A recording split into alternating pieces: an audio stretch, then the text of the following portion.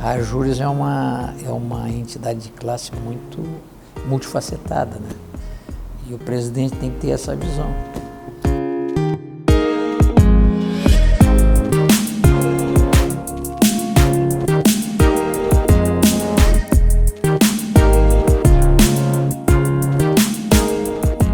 Um dos principais papéis da nossa associação é traduzir o pensamento político da classe. Se é que isso é possível, né? Mas há, de certa forma, uma disputa quando se chega à presidência da associação, e nessa disputa há o debate sobre temas importantes. Então, na nossa época, a discussão fundamental era sobre a abertura do Poder Judiciário, o papel do juiz dentro da sociedade, a relação dos juízes com o tribunal e como o judiciário poderia trabalhar essas questões perante a sociedade, né? Se exigia uma liderança política com expressão no sentido de que não se omitisse perante a opinião pública, perante a sociedade. Quando assume a presidência da Júris, ela assume um papel político, um papel de expressão da vontade da classe, que é diferente do presidente do tribunal. Eu fui presidente do tribunal. O presidente do tribunal representa a instituição, né? Ele tem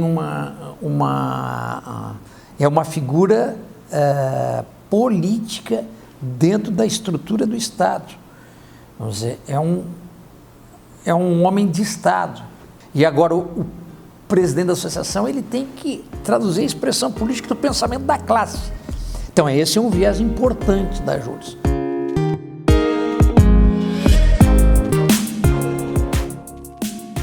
A Júris tem um caráter muito importante na vida dos seus juízes.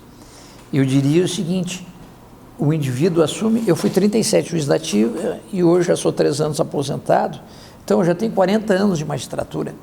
O sujeito ingressa no Poder Judiciário, nos quadros da magistratura. Ele pode ingressar num consórcio para comprar um automóvel, ele entra na cooperativa de crédito, onde ele tem uma vinculação com uma instituição financeira que lhe dá assistência, seguro, aplicações, projeção para fazer um investimento, comprar uma casa, né? Ele tem a assistência à sua saúde. O DAS é extraordinário, o DAS faz parte das nossas vidas. Então, a questão, o viés assistencial, a importância de cuidar dessas questões da multa, do DAS, etc., são fundamentais. Tem a visão social também. Muitos dos colegas gostam de viver no ambiente interno da associação, então as nossas festas, os nossos encontros, isso estabelece uma comunidade, né? E tem muita gente que gosta dos bailes, das festas. Aquele sujeito que vê na Júris um momento de praticar um esporte, na sede campestre, ou das competições que a Júris participa, também é importante, porque faz parte do bem-estar, da saúde mental das pessoas. Então, viés recreativo, né? Associativo, lúdico, né?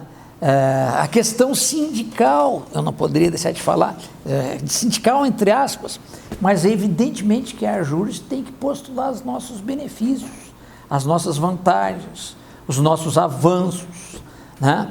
Os juízes têm que se organizar. Individualmente nós não temos força, mas através da associação nós adquirimos uma força extraordinária.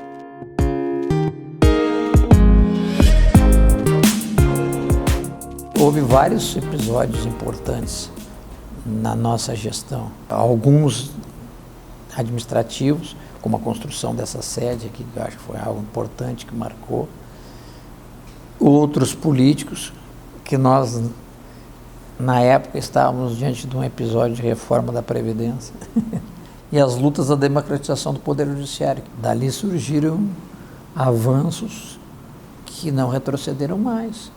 A abertura das sessões administrativas do tribunal, a fundamentação dos votos nos processos de promoção de juízes. Antes as sessões eram secretas, havia muitas vezes, inclusive, o afastamento do mais antigo, na promoção sem justificativa. São questões que acabaram sendo derrubadas com luta associativa, né?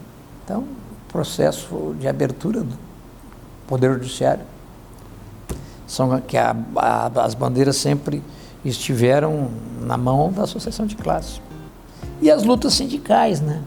De natureza sindical, com reajustes, né?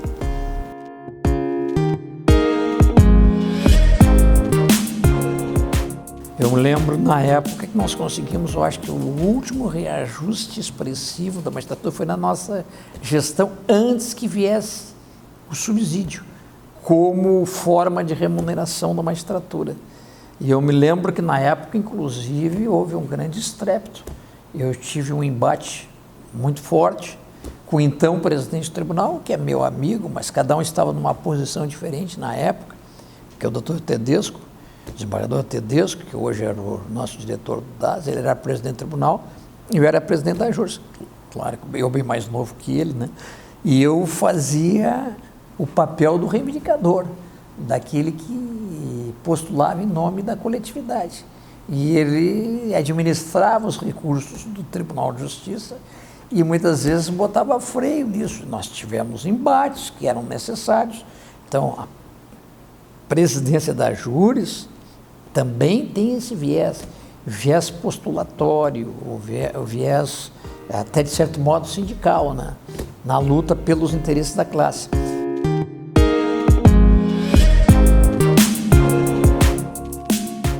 Em 2002 e 2003, quando eu estava na presidência da JURS, nos envolvemos numa disputa da primeira reforma forte da Previdência, que foi protagonizada, na época, pelo então presidente eleito que vinha das camadas populares, com mais de 35 milhões de votos, o presidente Lula, que foi a Brasília ter uma entrevista com o presidente dos Estados Unidos e veio de lá com a missão de fazer a reforma da Previdência. Então, tudo isso que a gente ouve hoje não tem nada de novo.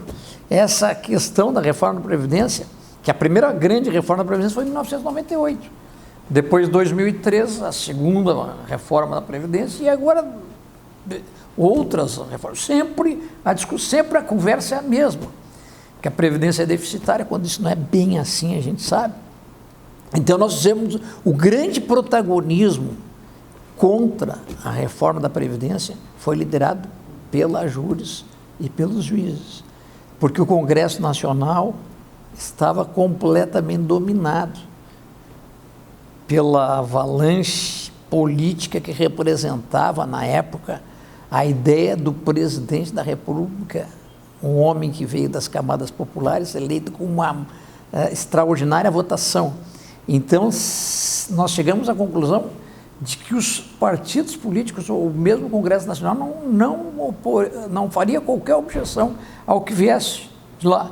E nós fizemos, na verdade, nós sustentamos a bandeira para que a reforma da Previdência, que ia ser votada em 2013, não fosse danosa ao extremo para a magistratura. Nós conseguimos estabelecer realmente uma bela disputa, e ali nasceu aqui em nível local a União Gaúcha em Defesa da Previdência Pública. Nós reunimos e lideramos, tivemos a liderança, a JURS teve a liderança do processo e unimos todas as entidades de classe que envolviam o funcionalismo público na defesa do princípio da Previdência Pública, né?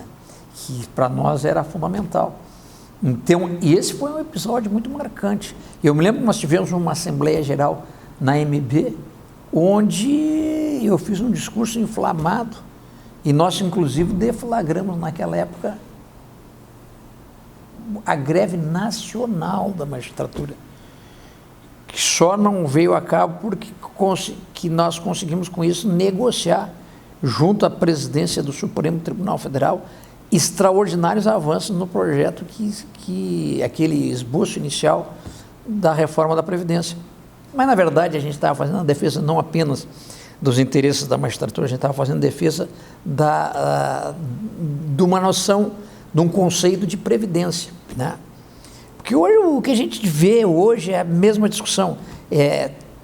a noção de previdência cedendo espaço para uma noção simplesmente de capitalização, de recursos, a troca da segurança da velhice ou do respeito à velhice, né? E hoje, já um pouco bem mais velho do que antes, eu vejo bem como aquele discurso era verdadeiro e que hoje continua verdadeiro.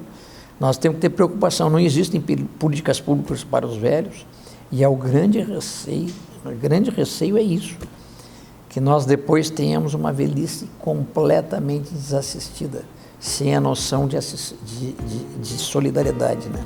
Então, é preciso que a gente tenha realmente noção disso.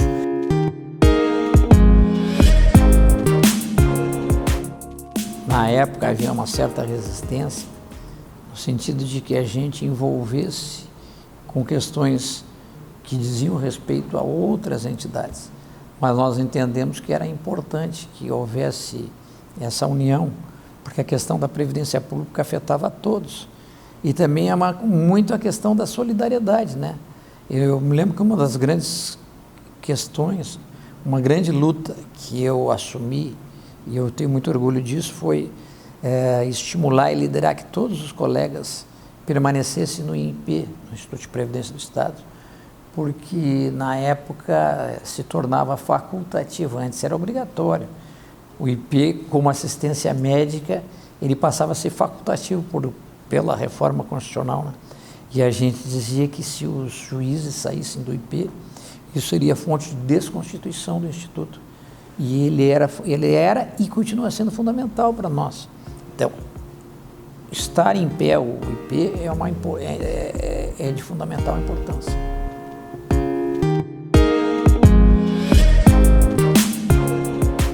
E um outro episódio também que foi marcante do ponto de vista gerencial, administrativo, foi que nós construímos a sede administrativa da Júris, que a Júris não tinha uma sede administrativa, ela tinha sua sede que funcionava junto do prédio da escola da magistratura, que era um prédio público. Na verdade, nós estávamos de favor lá.